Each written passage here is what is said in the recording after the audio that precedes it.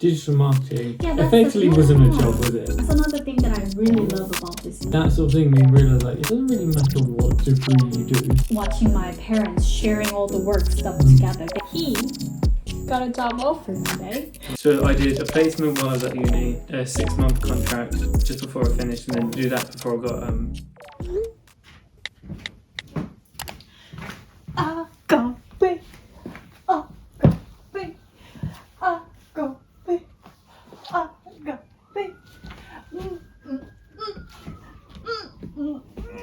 How much? Oh. Yes! It's my first paycheck. Do you want anything? I can buy you anything. I'll sleep. Oh. Okay, made them a little bit full because this is the rest that was in the bottle that we started yesterday. And then after this we can start the one you like. Jesus Christ. It's Friday on a bank holiday weekend. Well, we could really use a glass of wine right now. Yeah, this is at least 3, so yeah. Oh, do you want to see what I bought? Well, both of them are some office supplies, I would say. This is gonna be really, cliche, but I just wanted to have this, okay? So I bought... A calculator. What? Oh, that's a really big dog. That was so fluffy. Wow. So basically, I bought this because I'm a digital marketer now.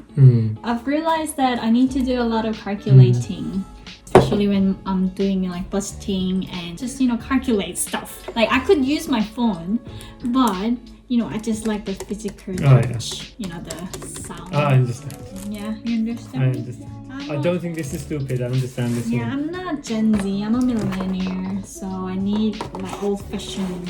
Which also explains why I got this. Can I guess? It says something to do with you being old-fashioned. Yeah. So I'm thinking it's some sort of notepad for work, like a work diary. That's exactly what that is. Because I'm a nerd. Oh, that's quite cool. It's a to-do list, Yeah. There's like a priority stuff. And, I use all this notepad here and there, which is really helpful when I'm having a meeting and I like to write down and after finishing the meetings, I organize everything. But at the end of the day, I have like a 20 of them. This is the reason why I got this.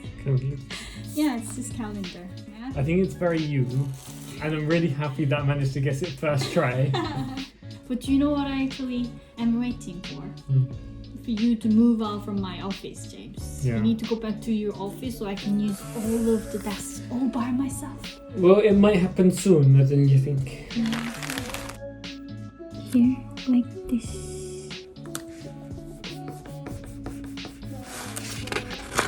Oh, I want to make it perfect. I still want to plan like 2 months or 3 months. I think I should really focus on the present, especially right now, because I'm working for a company. Yeah. You know what I actually realized? Now I get a job. Every single little steps that I did in the past, like even like 7 years ago when I was doing a little like gallery assistant, that's actually helping me right now. So every little single steps made me who I am. It's brilliant. I know it's really cheesy to say. Well, do you know what's weird about me? Things that help me most now from school and stuff is from the classes I didn't do much in. Psychology helped me a lot through university in a film course, and sociology and a little bit of business has helped me a lot recently. It's so weird that all of the things that I did in the past combined together and then became an experience for me to get a job. I was actually doubtful that I could actually use all the skills that I had. I thought I was bullshitting. I was afraid if I was bullshitting it, like if I can't really, bring the outcomes and everything. Anytime anyone takes a new job, there's always the risk.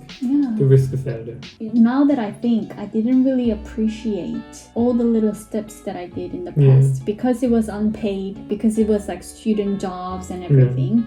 I thought, it's not gonna help anything in the future, but I'm just gonna do it because it seems like everybody's doing it. I didn't really appreciate that moment. Now that I got a job, thankfully, based on all the experience that I have, I think I'm gonna appreciate every little Yeah. steps so, I can be a better person. It's so cheesy. Isn't it? You're so cheesy. I didn't even have a lunch break today, didn't I? Don't know, I was asleep. This is another thing. I really need to know when I'm on break.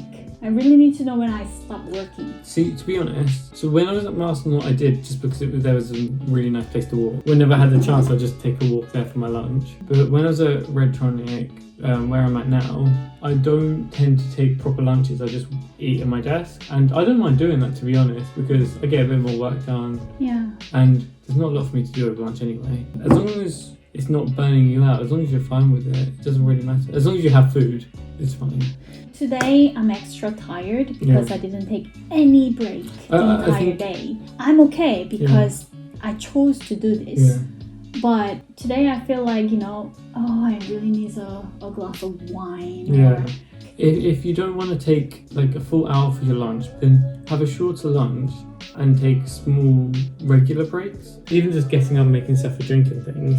Me doing a home-based work is making me feel more guilty about work. You feel more pressure to prove you've been working. Yeah, because no one is actually watching me. Yeah. I feel like I need to prove. Yeah, like the first time I was working from home, I felt like I need to prove I'm online. I need to prove I'm doing something to someone. Otherwise, they're going to be thinking, oh, James slacking off working from home. Yeah, exactly. But I sort of realised that when you're employed, they just trust you. They just trust you to do work. And then whatever your project work, and if they don't get results from it, if they don't get the numbers or the sales or whatever that you should have been producing, that's how they're gonna know. At the beginning, I was like too obsessed with like, hey, I'm online. Yeah. I'm actually doing working. Yeah. But then they're pretty chill. Yeah. Like, the fact that they hired me as a home base, It says they a have lot, there are like a lot of works that I've been doing, and I can just show them on data, numbers, and everything. Like that's why I started to work smarter rather than harder, because if you get the results that they need or do even better than they need or whatever, make sure what you're doing is improving the company, doing everything they need you to do, then they're fine with it. Yeah, it's about the result. It's pretty harsh, but I think it's very understandable. Yeah, clear way to judge people. We're quite lucky with the fact that we have the skills that is like in demand. Transformable. Yeah. The basic skills that we have. We have a lot of options. Yeah, we have a lot of options. Like 10 years ago, digital marketing that's effectively wasn't a job, was it? Yeah. We're both going into something that's new, like it's still a new industry, still growing, so we're learning with the industry. Yeah, that's another thing that I really love about this industry. Everything is new, yet there's like a certain a lot of knowledge. Yeah, a lot of knowledge that they require you to understand. Like I was talking to my mom earlier. I never chose my major to get a better job. I only chose to go to university because I just fed up with all the school system in Korea, and now I finally get to choose the subject that I want to learn. And I never thought, I could get a better job with this major in the future. I never thought about that, especially for Asians. Like if you're no doctors, no engineer, you're failures. Yeah. So I was basically a failure, and I was, ready to accept that because I didn't choose to be a doctor. Now I am so fascinated with the fact that everything worked out. Yeah. Well, so for me, I never wanted to get into the film industry. Obviously, working for BBC or Netflix would be amazing, but I never really thought of that happening or doing that. With Emma, so she was doing a marketing thing, and the person that she was doing it with, her degree had nothing to do with marketing. That sort of thing made me realise it doesn't really matter what degree you do. Yeah. It just get as many skills as you can, and then find something that works for you. Yeah. It's really funny. I grew up watching my parents being happy together, going to work every day because they work together. That sort of gave me the idea of my future. Somehow I wanted to work with my future husband in the same company or same industry, so we could share. Because I grew up watching my parents sharing all the work stuff together. They have a lot in common, and I was like, oh, that's really cool. It's really funny because This was never planned. yeah, this was never planned. Like neither of us just like said, oh yeah, we both want to be in digital marketing or anything. Yeah. It just sort of happened. So we have one thing to celebrate today. I didn't mention this before, but he got a job offer today. Basically, he was thinking about changing his job. He waited because We didn't want to apply for the same job. yeah, because we were working in the same industry. Yeah. What he would apply is what I would apply at Yeah. the same time.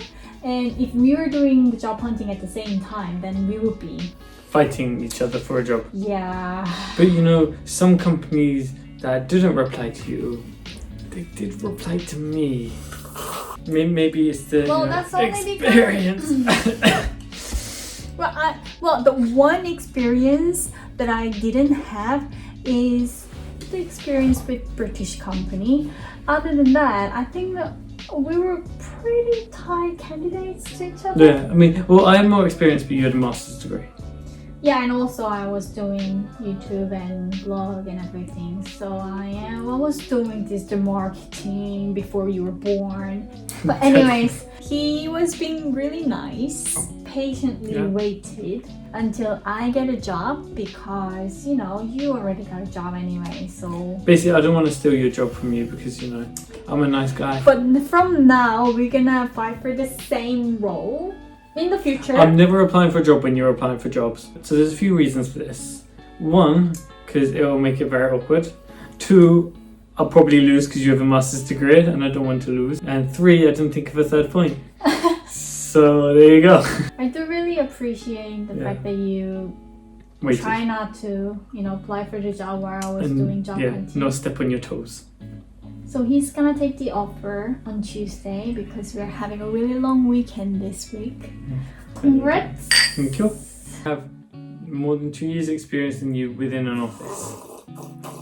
The good thing about here, you know, We're going to be living- very yeah, competitive. Yeah, and that too. But the good thing about living here in the UK is that if you have higher certificates, like let's say if you have Masters, masters yeah. than bachelors, You pay then more. they would think about Yeah. the degree Yeah, when yeah. they think about the salary Yeah. and stuff. When I was doing a research about, you know, getting a job in Yeah. Korea, because a lot of people have masters and stuff, there's not a lot of gaps. Well, to be honest, it's the same here, but not a lot of people still have masters. Not a lot of people have doctorates. So if you have a master's or doctorate, it's a lot bigger than having a degree.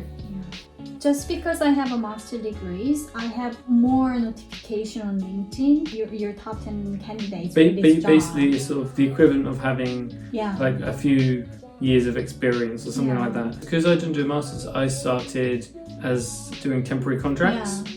So I did a placement while I was at uni, and then a 6-month contract just before I finished, and then do that before I got my first permanent job. Whereas you didn't have to do that because you had the masters. I feel like I just got what I deserve. Yeah. And I'm really trying not to be like arrogant or Well, if you think sort of salary-wise, you're on a similar pay to what I got last February. But before I got offered that, I had to do a placement, a 6-month contract, and another job. So you basically skipped that stage and got straight to that because you had the extra masters. So maybe like, you know, in 2 years or 3 years time, we might be really competing to each other with the same. I still think in a couple of years' time, you'll probably go ahead of me, like fully ahead of me. So like we're not on the same level. But I've sort of already accepted that. I think once you have a couple of years' experience, then if it's like 2 years or 3 years, there's not much difference between 2 or 3 years. But it really depends on what you really do with the company. If you're Well, I'm thinking I quite like website side of things. I quite like social media side of things. maybe we should like, you know, build up a business together. If we like learn more about this industry, maybe we have better insights. Yeah. I used to feel like I would always get financial support from my parents. Like without that, I'll be so fucked. But right now I can just see, not clearly, but like I can just see. It's also the same for me, because imagine if we couldn't live here. Yeah, Like- I think that helps a lot too. Especially because the job I'm going to be taking is the opposite width of the country to where you're working, technically. So it'd be like having to find somewhere in the middle and all of that. Yeah. And this is literally in the middle. Yeah. But yeah, so we're in like quite a fortunate situation with everything. Well, definitely the fact that our parents are willing to help us in any way. Yeah.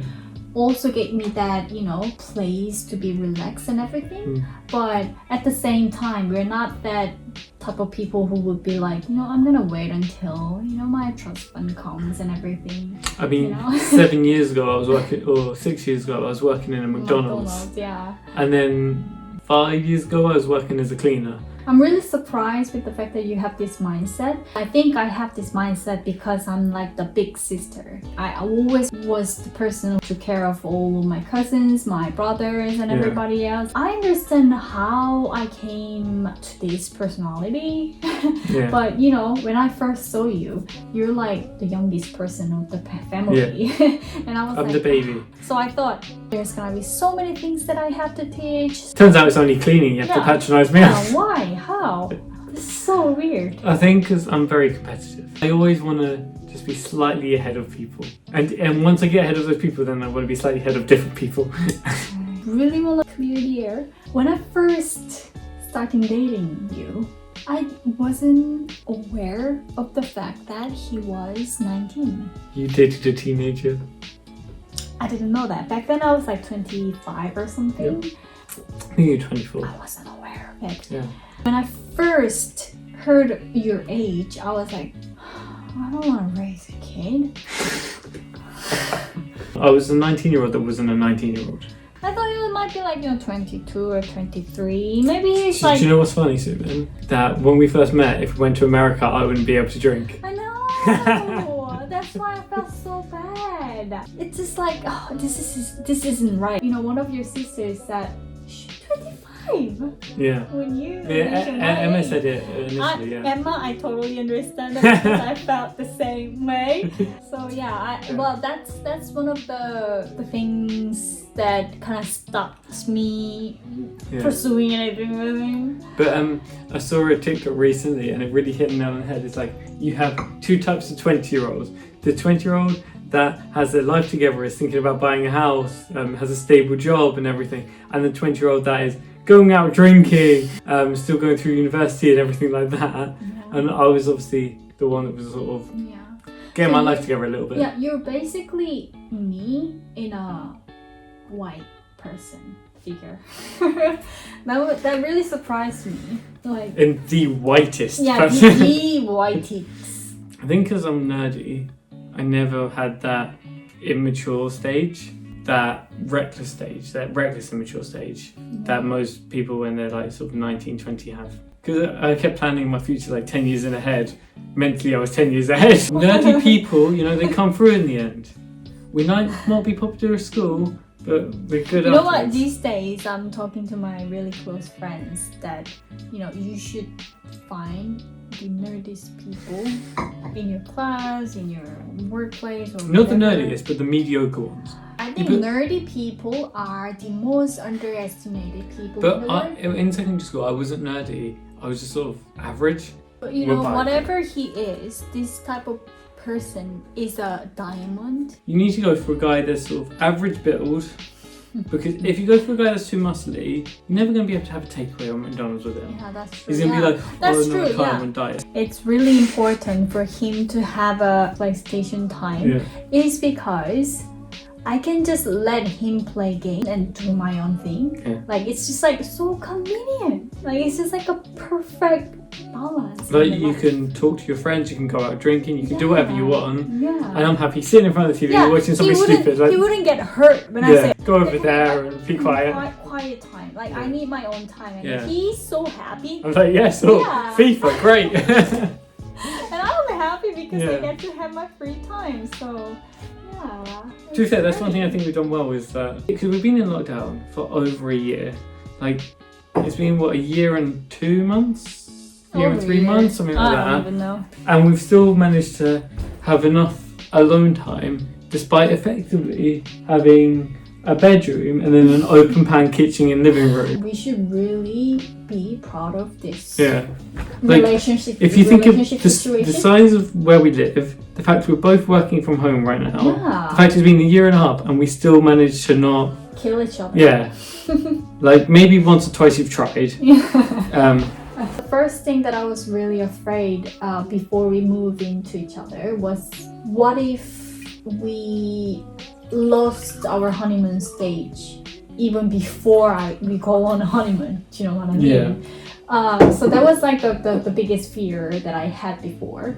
But like somehow we haven't run out of things to talk about. Yeah. One of the reasons why we still have a lot of things to talk about is because both of us are very, very talkative. Like, we're very talkative. See, the thing is, I'm not with most people.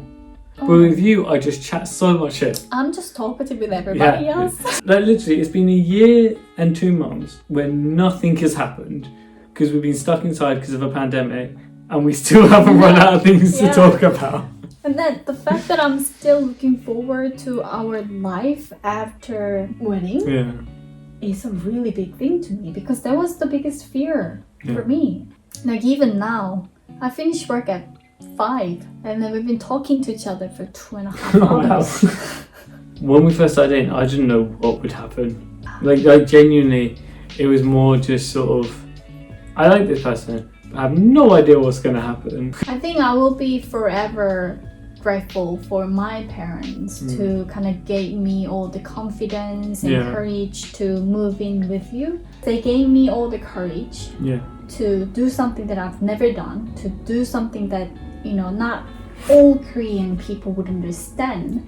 But, you know, they let me do this because they trust me. They trust all of my decisions, which is really great. One thing that I always empathize on my channel is, you know, I'm not encouraging everybody to move in with your love of your life before getting married, because it's not for everybody. But what I'm encouraging is our parents' generation to kind of, you know, give a place to think about accepting new culture, accepting new things, accepting any changes that happen. Because I do really read a lot of comments from like my parents' generation, and they're like, oh, you made me rethink about what I was thinking. I'm gonna change my attitude towards my daughter and sons. If I could change something in the older generation, then that could, you know, lead us our, you know, life in an easier way. You know, that's the only thing that I'm hopeful. To be honest, like this sort of stuff, I never really thought about, because obviously England is very different to Korea in these sort of aspects. So even though there's still a lot of bad problems here with racism and stuff like this, I've never really thought about really, because my family's always been accepting, understanding with everything. So it's never been something I've had to worry about, but it sort of helped me understand what sort of things do exist. I'm not saying that I am educating people here on the internet. I'm just saying that, you know, if my channel can help like one person. In my parents' generation, and you who never thought about racism at all. Well, in my defense, I was brought up in most probably the whitest place on earth. I never thought about it because it never seemed like a problem. So I never experienced any sort of racism from racist people or anything like that. Yeah, well, same goes to me actually. When I was living in Korea and never really, you know, think about the racism going on in Korea, I didn't know. Like the first time that I actually physically experienced racism is the, you know, one of the first days that I came to the UK, and that kind of made me think about all the racism that I like unconsciously did back in Korea. It's really sad that I kind of decided not to really raise a voice for racism now compared to me a year ago because I used to be like, the person who always, spits Fight back. out. Yeah, fight back. And if I see somebody who's, commenting racism comments on the Facebook, even if he was my, good friend, I wasn't afraid of, correcting him. But right now, I just feel like there's no point of doing it. Yeah. Like, the racist people are gonna be racist anyway. It's almost like the same concept that I can't really fight with my hater on my YouTube channel. It's just the same thing. We just have a completely different opinion. Like, the other person are not willing to understand what I'm thinking about. So it's like pointless. So I think I've just decided to be neutral. Not neutral. I will always be ready to fight for racism, but I will just wait until it's the right time. Yeah. Before, I when it would actually have an wasn't impact, thinking about it. I was like, did you just say that? And then I like fight for it. Yeah. But now I'm just like waiting. It's really sad. Yeah. But yeah, that's how it is. But anyways, I don't want to talk about racism This anymore. topic went really, in 5 minutes, it's just turned from 0 to 100, didn't it? Yeah. But anyway, so this is how our life works. Like, we started with the very stupidest thing in the world. What were we talking about at the beginning? I don't even know. Even the sun's disappeared at this point. Oh. You know what? She's actually encouraging me when I was working. Her face is like, I told you could do this.